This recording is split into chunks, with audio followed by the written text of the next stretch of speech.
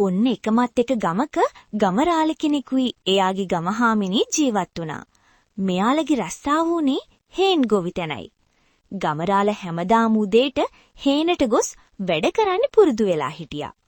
මෙහෙම ගියාම ගමරාල හවස් වෙනකම් හේනේ තමා කාලය ගත කරේ. ගමහාමිනේ හැමදාම දවල් කෑමක ගමරාලට හේනට ගිහින් දෙන්න පුරුදු වෙලා සිටියා. ගමරාල එක වර්ගයේ එළවලු ಜಾති තමා මේ හේනේ පගා කරලා තිබ්බේ.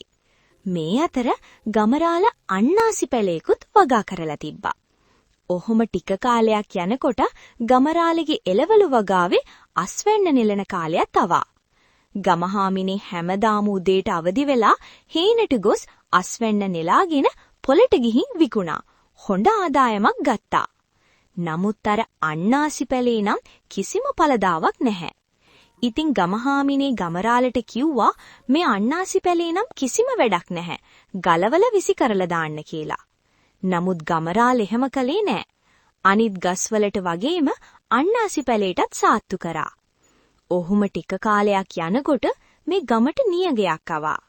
මේ නියඟට ගමරාලගේ හේනි තිබ්බ හැම ගහක්ම වගේ මැරිලා වෙලිලා ගියා. දැන් ගමරාලට කිසිම අස්වැන්නක් ඉතිරි වෙලා නැහැ. ගමරාල ගෙදර ගිහින් හරීම දුකින් මං දැන් මොකද කරන්න කියලා කල්පනා කරා. ගමරාල ගාව දැන් සල්ලිත් නැහැ. ඔහොම ඉදලා ගමරාල හේනට ගියා බතලාලයක්වත් ඉතිරි වෙලා තියෙනවද බලන්න. ඔහොම හේනට ගියාම මැරුණු ගස් අතරින් අන්නාසි ගස හොඳට ලස්සනට තියෙනවා දැක්කා. ගමරාල අන්නාසි ගස් ළඟට කිට්ටු වුණා. එතකොට දැක්කා මේ අන්නාසි ගහේ අන්නාසි ගෙඩියක් හැදිලා තියෙනවා. ගමරාලට ඒක දැකලා ගොඩාක් සතුටු හිතුණා. ගමරාල විගහට අන්නාසි ගෙඩියත් කඩාගෙන ගෙදරට ඇවිල්ලා අන්නාසි ගෙඩිය හාමිනෙත් එක්ක රස කර කෑවා. අනිත් දවසෙත් උදේම ගමරාල අපසු හේනට ගියා.